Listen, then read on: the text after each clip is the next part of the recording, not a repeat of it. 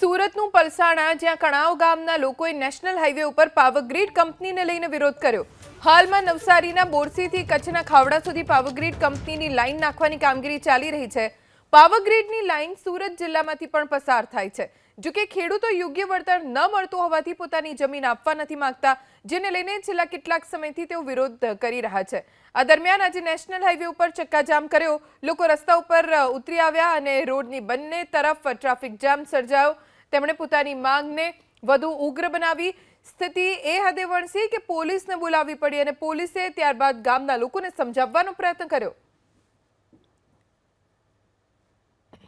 આ લાઈનને લીધે અમને જે નુકસાન થતું તેનું શું અમને વળતર મળશે? બીજું, અમે તમને કલેક્ટર સાહેબ સાથે મીટિંગ થયેલી ત્યારે કીધેલું કે અમને પહેલાં ટોટલ જાણકારી જોઈએ પછી જ અમે તમને સહકાર આપશું, પણ એ લોકોએ કંઈ કર્યું નથી ને સવારે આજે આવીને અમને પંચાયતમાં મીટિંગ કરવાની જગ્યાએ લોકો હાઈવે પર મીટિંગ કરવા બોલાવેલા છે।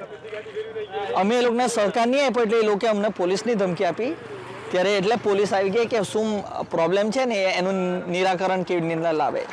અમારી માંગ છે કે અમને ટોટલ જાણકારી આપે પછી જ અમે તમને સહકાર આપશું ને 1865ની જે આ તમારી ટેલિગ્રાફિક એક્ટના કાયદામાં જે તમે આ લાઈન લાખો છો એ અમને મંજૂર નથી, કારણ કે આ લાઈન ટેલિગ્રાફિક એક્ટ એટલે ટેલિફોનના થાંભલા રાખવા માટે હતી, ના કે આ હાઈ ટેન્શન લાઈન રાખવા માટે।